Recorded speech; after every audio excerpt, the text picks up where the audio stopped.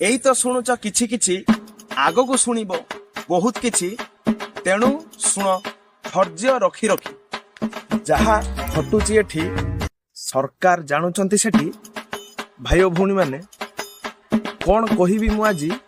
ସରକାର ହେଉଛନ୍ତି ଭୋଟ ଖଞ୍ଜି, ଜୀବିକା ଛାଡି ସବୁ ଆଉଛନ୍ତି ଚାଲି। କାମ ନ ପାଇଲେ ହେଉଛନ୍ତି ଖାଲି ଖାଲି।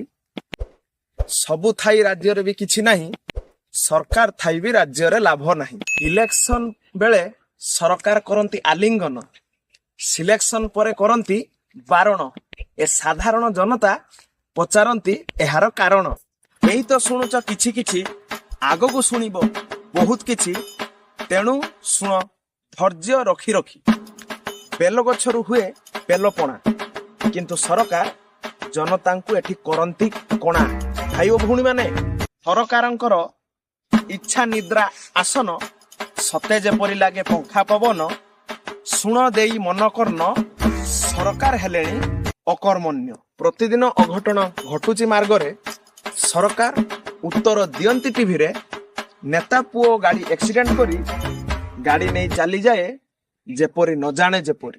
ଆଇନର ଡର ଭୟ ଏଠି କାହାକୁ ଯେ ନାହିଁ, ସରକାର କୁହନ୍ତି ଜାଣି ନାହିଁ ମୁହିଁ।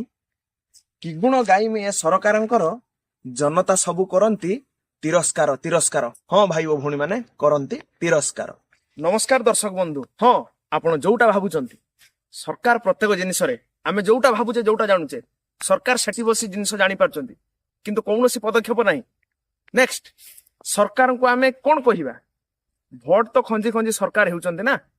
ତାପରେ ଆମର ଯେତେ ଦେଖନ୍ତୁ ଓଡିଆ ପ୍ରବାସୀ ଯୋଉମାନେ ବାହାରେ ଅସୁବିଧା ପାଇଁ କି ଜବ୍ ନ ମିଳିବା ହେତୁ ଓଡିଶାକୁ ପଳେଇ ଯାଉଛନ୍ତି, ଆଶାରେ କି ଆମକୁ ଓଡିଶାରେ ଗୋଟେ ପେଟ ପୋଷଣ ପାଇଁ ଗୋଟେ ଜିନିଷ ମିଳିବ, କିନ୍ତୁ ଓଡିଶାରେ ତାହା ଆଦୌ ମିଳୁନାହିଁ। ଏହା ଅତ୍ୟନ୍ତ ଦୁଃଖର ଜିନିଷ।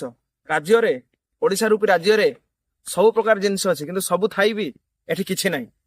ତେଣୁ ସରକାର ଥାଇ ବି ଏଠି କିଛି ଲାଭ ନାହିଁ। ଆମର କହିବାର ତାତ୍ପର୍ଯ୍ୟ ହେଉଛି, ଓଡିଶା ଆଗରୁ ଥିଲା, ଏବେ ବି ପ୍ରାଚୁର୍ଯ୍ୟରେ ପରିପୂର୍ଣ୍ଣ ହେଇଅଛି, କିନ୍ତୁ ଓଡିଆ ଲୋକ ସେ ବିଷୟରେ ନା ଜାଣି ପାରୁଛନ୍ତି, ନା ତାର ପୁରା ବିନିଯୋଗ କରିପାରୁଛନ୍ତି। ଠିକ ସେଇଭଳି ଭାବରେ ଗୋଟିଏ ବେଲରୁ ଯେମିତି ପଣା ଚିକଟିକି ତିଆରି କରାହଉଛି, ସରକାର ଜନତାଙ୍କୁ ଇଲେକ୍ସନ ସମୟରେ ସେମିତି ଚିଟକିକି ଭୋଟ ନେଉଛନ୍ତି, ଆଉ ଇଲେକ୍ସନ ପରେ ବେଲଟାକୁ, ସେ ଯୋଉ ଗୁଣ୍ଡ ବେଲଟାକୁ ଫିଙ୍ଗି ଦଉଛନ୍ତି।